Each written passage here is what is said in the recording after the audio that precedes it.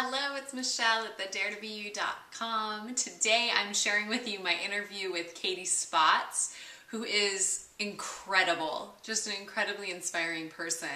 She did the solo row across the Atlantic Ocean without a support boat. Want to talk about a dare and a new life experience? She's got it. Anyways, I don't want to waste any more time. I want to share her whole interview with you as much as I can, so here goes. Well, about 1 year ago, I set off from Dakar, Senegal in West Africa with 2 sets of oars, 4 iPods, 300 chocolate bars, and I rowed on a 19-foot rowboat all the way to South America. Well, growing up in high school, I wasn't particularly athletic. I was more or less the bench warmer in every single sport I was involved in. But at 18, that changed when I started to run and then had the courage to do my first marathon. And after that, that sparked me to do adventure after adventure, which inevitably led to my row. So between my first marathon and my row, I had run across a couple deserts, cycled 3,300 miles across the U.S., and became the first person to swim the Allegheny River, which is a 325-mile swim. And were there any insights that you had about your connection to the planet, or humanity in general, or as a whole? Any insights along that?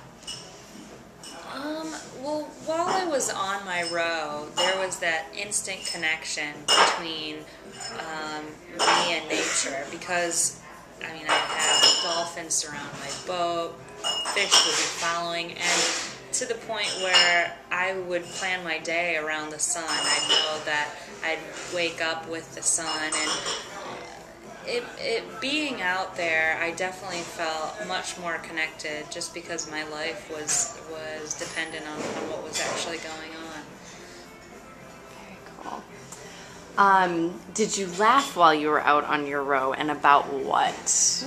Well, I was completely alone out there, but I did have 4 iPods, so I loaded those with music, lectures, but I also put comedians on there, so that was my special treat after rowing. At the end of the day, I would listen to like Comedy Central and all these goofy, funny things, and so that was one of the highlights of my journey. And who would you say your favorite comedian is? I don't know if I should admit this, but Dane Cook is pretty funny in my book. I agree. How did you go to the bathroom while you were on your row? Well, because you were strapped in, right? Like you were fully strapped in the whole time, or what was the? How did you go to the bathroom? Okay, the bathroom. Well, I wasn't strapped. Like I had a harness so that if I got chucked out of my boat, I would still be attached. But it wasn't luxurious by any means, so it was as simple as bucket and chuck it. Can you please share the cause for your great accomplishments? Sure. So about 3 years ago, I was living in Australia, and they were experiencing extreme drought. So I started to see signs about water restrictions, and I was studying environmental science in Melbourne, and so I remember my professors in class saying that the wars of the future are going to be on water, not oil, and in some countries that's already the case. So I started to think about water, and coming from the Midwest, it's something that I've always taken for granted. And after researching a bit more, I found out that 1 billion people on our planet don't have clean water to drink. And so that really stuck with me, because it's the most basic human need, and I couldn't understand how so many people could be without it. And while I was in Australia, I was on a bus, and there was a guy who was chatting to me, and he mentioned that his friend rowed across the Atlantic 2 times. And it was with that, after that conversation, that I was very intrigued, borderline obsessed about ocean rowing, and I decided to combine both passions, my passion to challenge myself and the passion to do something about this cause I believe in. So the result was my Row for Water, a solo row across the Atlantic to raise funds and awareness for clean drinking water. And what has been the effect of your accomplishment? Well, now, 1 year after the row, my original goal was to help 1,000 people or raise $30,000. One $30 donation helps one person get clean drinking water for life. So my original fundraising target has been tripled, and over $100,000 has been raised. So I'm pretty stoked about that one. What inspires you to continue to grow, transform, and essentially inspire other people to do the same thing? I'm definitely curious. So when I complete one event, I get curious to see what else is possible. But I think that what really helped me get where I am today is having the courage to try and having the courage to put myself in situations where I could likely fail. I think inspiration is pretty simple. It comes in all shapes and sizes, and I am really inspired by people who are passionate and live passionate lives. And that doesn't mean they have to be rowers or runners, but people who just wake up every day and follow their own passion. What are the hardships you have had to overcome to be the person you are today? Okay. We can start with that. One of the biggest challenges that I had to face in my life, and especially during my adventures, is doing something that not necessarily everyone else is excited about.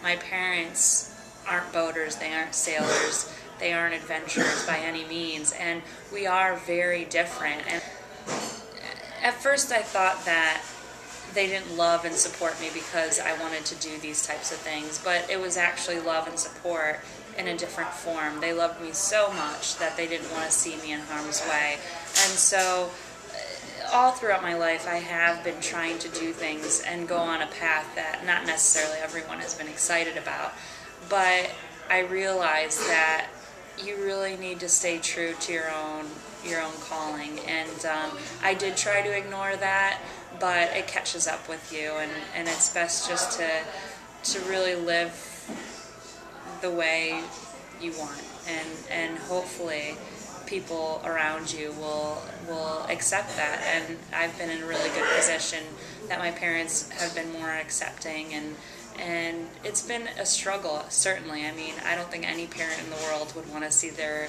daughter or son in the middle of an ocean, and rightly so. So that's been a big challenge to know how to accept that. And I mean, when I was out there, I didn't have a boat following me, so I needed to depend on myself 100%, and I had no idea. There's nothing that prepares you for rowing an ocean. You can train to run a marathon and run outdoors, but the ocean has an agenda of its own, and you're just playing with cards that you don't know what will come. Now, are you an only child? I'm not an only child. I actually have two older brothers and one younger sister. Are you close with them? I'm very close with my sister. She's just turned 16, so I had her come out and stay for a week in California, and had a nice chat with my brother last night as well. So very different. We're all very different, but we care about each other. And what about, do you have a significant other? Are you single, attached? What's your life like in that area with what you do? It's like an interesting question. Well, I do have someone who's pretty special in my life. He's my teammate for my next big challenge, and he's another ocean rower who crossed in 2008, and he was the person that I went to all throughout my journey, and he was the last person I saw in Africa and the first I saw in South America. So he's pretty special, but we'll see what happens there. Perfect answer. Well, he's in London, so I'm not sure how that's going to work, but I just saw him a few days ago. How did you guys end up meeting? I emailed him about 3 years ago. With ocean rowing, there's no ocean rowing for dummies, so you really have to talk to other people who have done it. So I sent him an email asking him a few questions, and it really grew from there. That's awesome.